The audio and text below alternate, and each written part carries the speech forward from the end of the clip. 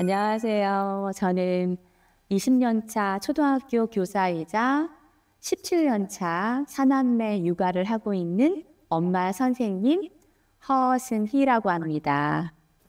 네, 저희 집에는 고등학교 1학년 큰아들, 중학교 1학년 둘째 아들, 초등학교 4학년 셋째 아들, 그리고 막내 6살 이렇게 사남매를 키우고 있습니다.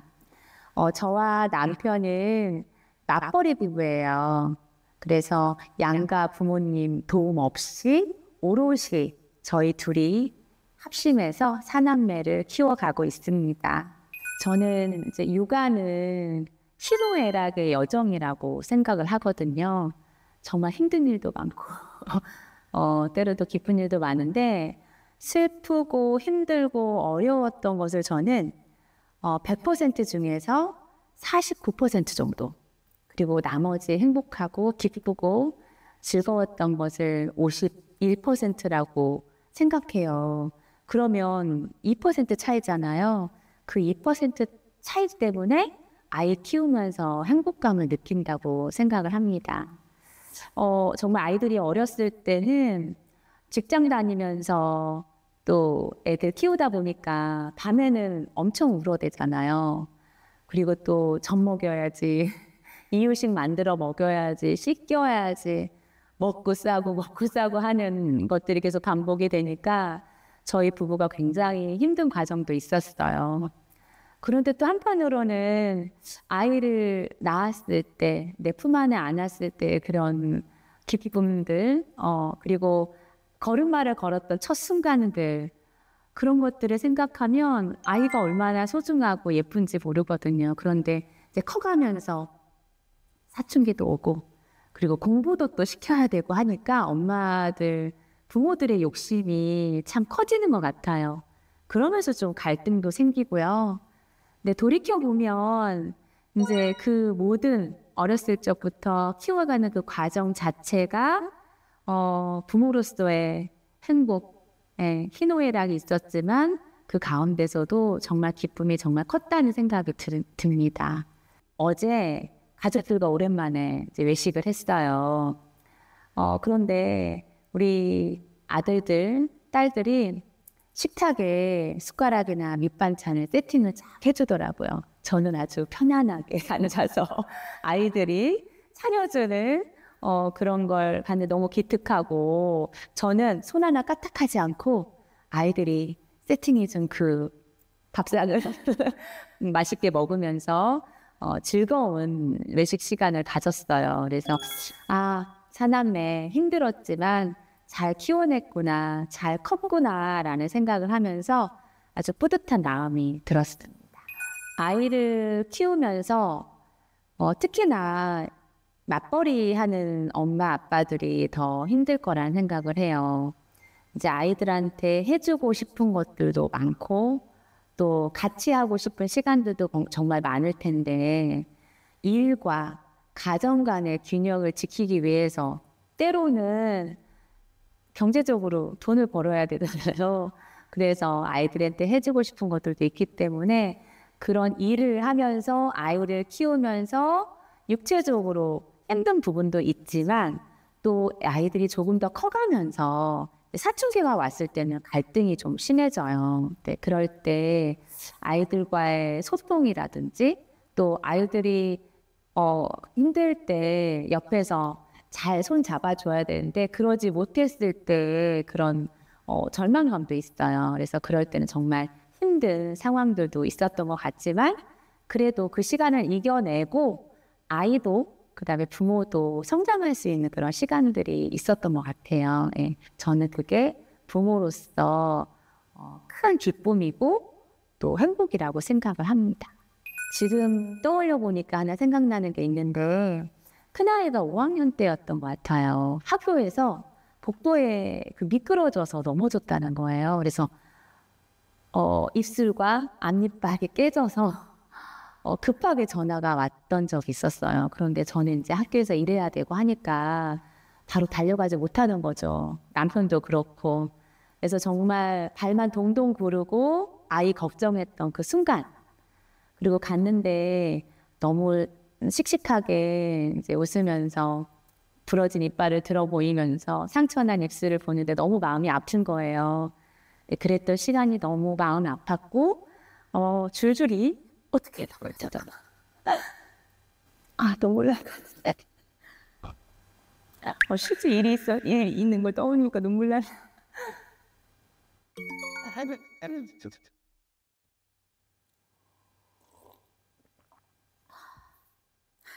갑자기 눈물이 나오네요. 그때가 떠올라요. 예. 그렇게 웃어주는 아이 보면서 마음은 아팠지만 또 함께 해주지 못하는 그런 마음 아픔이 생각이 나네요. 그리고 둘째, 셋째, 넷째가 있다 보니까 줄줄이 또 아플 때가 있거든요. 아이들이 아프고 그러다 보니 또 엄마인 저도 남편도 지쳐서 서로 이제 어떤 감정도 또 쌓이고 그럴 때 또 부부끼리 잘못하면 싸움도 일어날 수 있거든요. 사소한 부분이라도 그런 부분들이 있었는데 그럴 때가 제일 힘들었던 것 같아요. 아이 병원 왔다 갔다 하면서 내 몸도 내 마음도 힘들고 남편과의 그 관계에서도 그걸 유지하는 게 이 가족 간의 그 관계를 잘 유지시켜 나가는 것도 힘든 과정 중에 하나였던 것 같아요. 그런데 이제 떠올려 보면 참 힘들었지만 그 순간을 이렇게 가족끼리 합심해서 극복을 해왔던 게 지금 보면 그게 가족의 힘이고 에너지가 아닌가 생각이 들어요. 네. 저는 운이 좋은지 어쩐지 모르겠지만 그 남편과의 공동 양육에 있어서 남편이 많이 도와줬어요. 예. 사실 첫째 줄 때는 그 정도는 아니었는데 제가 셋째, 넷째 낳다 보니까 정말 버겁잖아요. 엄마로서. 근데 이제 남편이 발벗고 나서서 이제 집안일이며 아이 양육에 도움을 많이 줬던 게 어쩌면 맞벌이 부부가 아이를 키우면서 정말 필요한 일이 아닌가 싶어요. 결론적으로 말하면 남편과의 협력. 근데 이제 그것뿐만 아니라 그렇게 되려면 사실 직장 생활에서 탄력적인 업무 환경이 돼야 되거든요. 출근 시간도 조정이 돼야 되고, 근데 제가 만약에 일찍 출근하게 되면 남편은 좀 천천히 할 수 있는 환경. 그리고 그걸로 인해서 어떤 불이익을 받거나 그런 일이 없어야 해요. 그런데 실제로 이제 많은 분들의 얘기를 들어보면 육아 시간을 쓰거나 육아 휴직을 하고 나서는 조금 업무에 있어서도 배려를 받는 부분도 있지만 또 어떤 승진이나 이런 부분에 있어서 불이익을 받는 경우도 많다고 하더라고요. 또 보수도 그렇고요. 그래서 전반적으로 사회에서 그런 육아하는 환경, 편하게 할 수 있는 그런 유연한 환경을 만들었으면 좋겠다는 생각이에요. 그리고 이제 특히 저는 여기 우리 대표님도 계시지만 우리 포천에 제가 살았을 때 이런 지역의 센터들, 이제 아이를 좀 케어해 줄 수 있는 그런 환경들이 됐었거든요. 그래서 충분히 방과 후에 편안하게 집처럼 가정에서의 그런 케어를 받을 수 있는 환경을 이웃과 지역의 그런 돌봄 센터들이 협력을 해서 해줬던 게 굉장히 도움이 많이 됐어요. 그래서 그런 것들도 지역에 상관없이 확대가 되고 또 지역사회나 이웃들이 함께 협심해서 아이를 키워가는 환경이 됐으면 좋겠다는 생각을 했고 또 국가에서도 많은 지원을 해주고 있지만 실질적으로 마음에 와닿는 부분이 좀 적어요. 그런 부분을 좀 이렇게 맞벌이하는 부모님들이 실질적으로 도움을 받을 수 있는 부분들을 잘 수렴해서 아이 키우기 좋은 환경을 만들었으면 좋겠습니다. 그리고 정말 가장 중요한 게 한 가지가 있어요. 부모도 사람이다 보니까 휴식을 취해야 되거든요. 그래서 시간을 내어서 충분히 힐링할 수 있는 시간이 필요해요. 꼭 육아를 위한 시간을 회사에서 빼야 된다든가 또는 육아를 위해서 아침 출근 시간 조정을 해야 된다든가 그런 것도 물론 중요하지만 부모가 충분히 쉴 수 있는 그런 시간도 가져야 된다는 거예요. 그러려면 시간도 중요하고 경제적인 것도 뒷받침이 돼야 되고요. 그다음에 그런 부분들을 이해할 수 있는 사회 환경, 사회 분위기도 조성이 돼야 된다고 생각을 하거든요. 예, 그런 시간이 주어진다면 엄마, 아빠 각자의 휴식 시간 더하기 부부끼리의 그렇게 휴식을 취하고 서로 힐링할 수 있는 그런 소통의 시간도 정말 필요하다고 저는 생각을 합니다. 저는 이제 결혼하기 전에 또 정말 꿈이 많았거든요. 하고 싶은 것도 정말 많았고 그런데 이제 결혼을 선택해서 아이를 낳았어요. 근데 항상 부딪히는 부분들이 있을 거라고 생각해요. 젊은 부부들이 아이를 낳으면 내 시간, 그다음에 내가 뭔가 내 성장을 위해서 필요한 시간이 부족해지진 않을까? 또는 아이들한테 드리는 노력이나 경제적인 부분들을 나를 위한 시간이나 어떤 자기 개발이나 성장을 위한 시간으로 활용하기는 어렵겠다라는 생각을 하실 거예요. 그런데 사실 맞아요. 시간이 많이 부족해요. 그리고 돈도 부족하고요. 아이를 키우는 데 있어서 시간적인 거, 노력, 경제적인 부분 물론 정말 필요하더라고요. 그런데 동시에 저는 아이를 키우면서 키울 수 있었던 제 성장의 동력이 마련이 됐던 것 같아요. 혼자 있을 때 이제 내가 드릴 수 있는 시간이나 노력, 자기 개발에 드릴 수 있는 노력들이 굉장히 많지만 아이를 키우면서 틈틈이 제 시간과 노력을 들여서 할 수 있는 일들이 또 굉장히 많더라고요. 그래서 거기서 찾아지는 기쁨도 있고 또 아이를 키우면서의 그런 에너지들이 제 일에 큰 동력이 될 때가 있어요. 그럴 때면 제가 생각을 해요. 아이로부터 얻어지는 에너지가 굉장히 많구나. 물론 드리는 에너지도 있지만 힘듦도 있지만 그 기쁨과 행복이라는 건 어디에서도 얻어질 수 없는 것이구나라는 걸 저도 느끼고 제가 이제 사실 둘째, 셋째 생각을 했었는데 넷째 낳으니까 내 인생 어떡하나라는 생각을 진짜 많이 했어요. 그런데 넷째 나오면서 그 아이한테서 얻어지는 그런 작은 소소한 기쁨들이 제 40대 앞으로 다가올 50대의 삶에 굉장히 큰 힘과 에너지를 준다는 것을 지금 많이 느끼고 있습니다.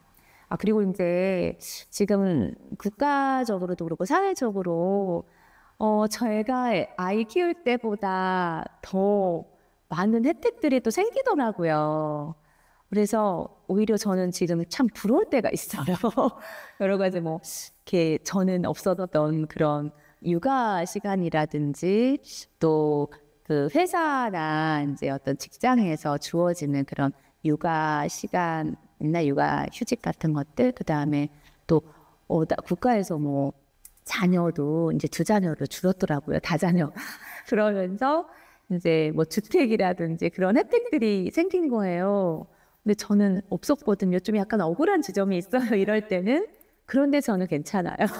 네, 지금 다음 세대들이 지금 막 아이를 키우는 부모들한테 정말 큰 혜택이 돌아가서 그분들도 아이를 낳는 그런 기쁨을 담뿍 다 가져가셨으면 하는 그런 생각이 있습니다. 네. 힘내세요, 여러분. 네. 포천은 저와 참 인연이 깊어요.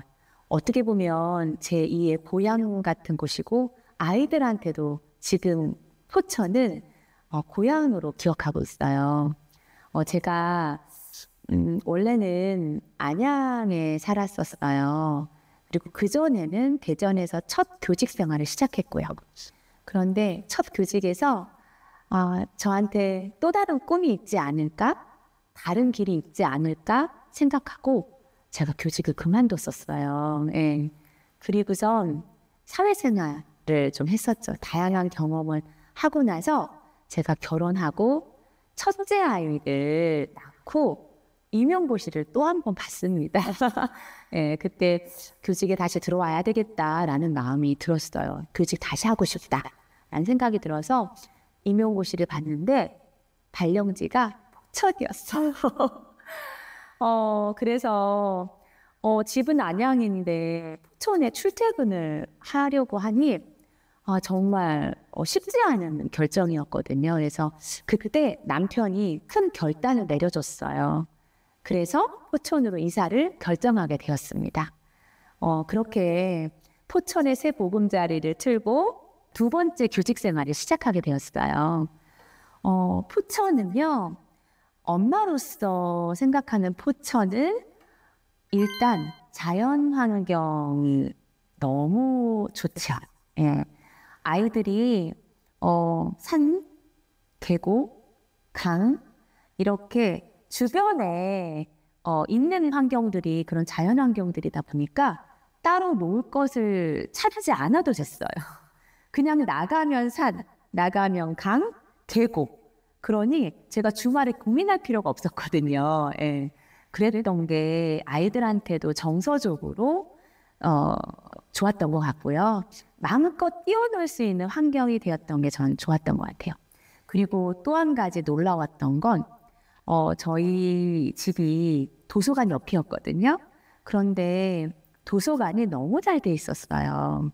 우리가 흔히들 지역이라고 하고 좀 이렇게 소도시라고 생각하면 어떤 기관이라든지 그런 교육기관들이 시설이 낙후될 거라고 생각을 하거든요. 그런데 전혀 그렇지 않습니다.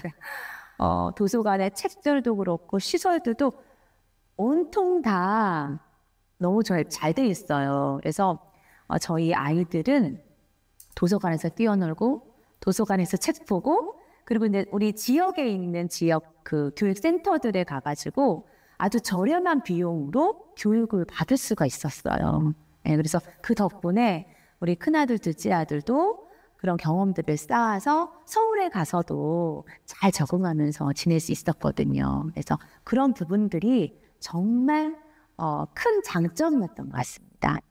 서울에서의 엄마는 또 다른 것 같아요.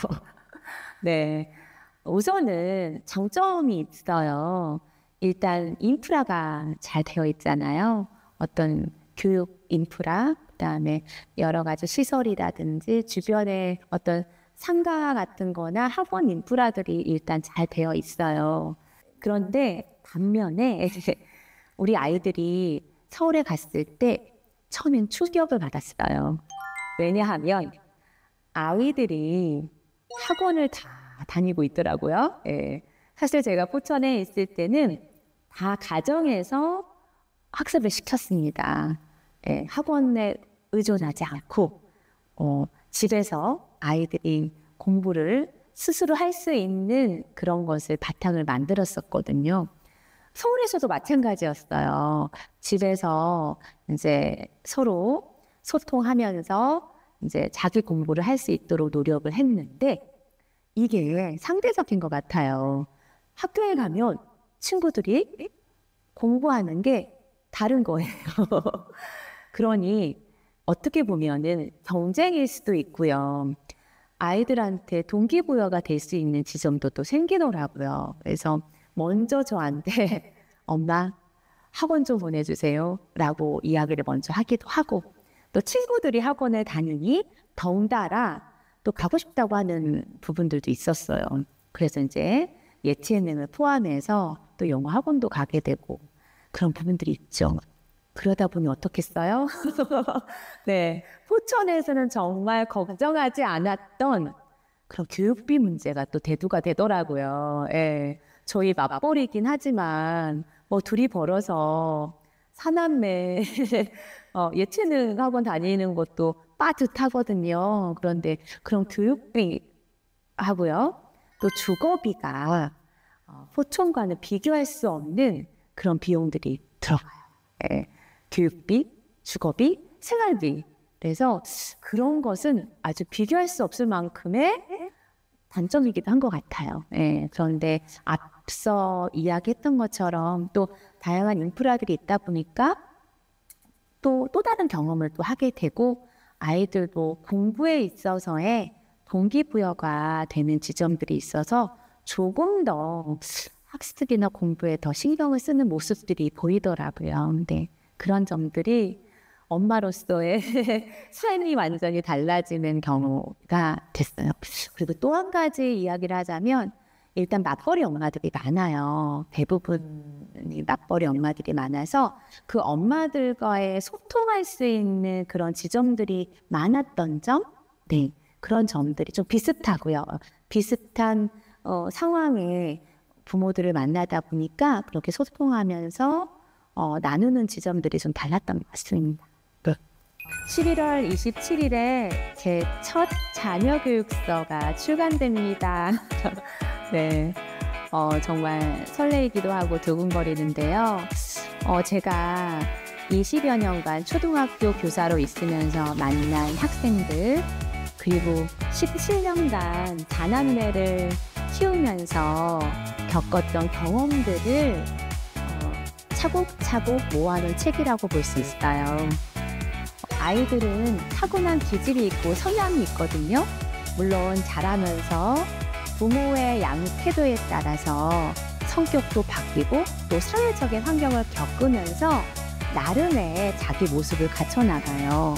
그런데 유치원, 초등학교 시절에는 아무래도 아이 본연의 기질과 성향에 따라서 행동이나 학습, 또 자기의 타고난 강점 지능을 키워가거든요.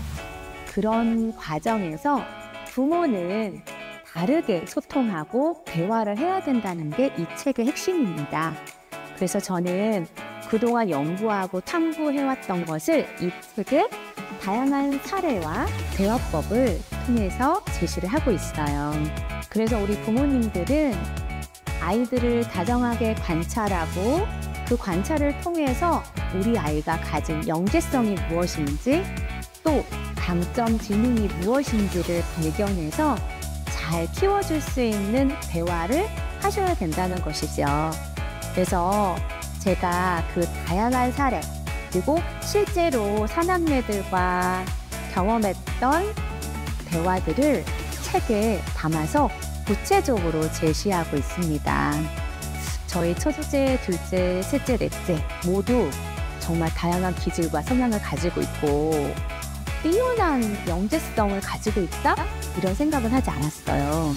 그런데 제가 어려서부터 아이를 관찰하다 보니까 물론 못하는 것도 있는데 잘하는 것들도 발견이 되더라고요. 그래서 그런 점들을 하나하나 관찰하고 기록하고 또 이 아이한테 어떻게 소통하고 대화를 해줘야 될지 고민을 많이 했던 것 같아요. 그리고 그에 맞게 경험을 많이 투여해 주려고 노력했고요. 그래서 그 결과 첫째는 서울에 있는 동작 관악 교육지원청의 발명 영재교육원을 합격해서 수료했고요. 그 다음에 중학교 1학년 때 서울대학교 과학영재교육원에 합격해서 수료를 한 상태입니다. 이제는 아주중학교 영재교육원에 합격해서 수료한 상태입니다. 그래서 지금도 프로젝트에 합류하고 있고 잘 수료해서 열심히 자기의 진로와 공부를 해나가고 있어요. 그런 팁들을 제가 자잘하게 풀어드리도록 하겠습니다. 그래서 11월 27일에 허승희 작가의 첫 자녀 교육서 기대해 주시길 부탁드립니다. 네.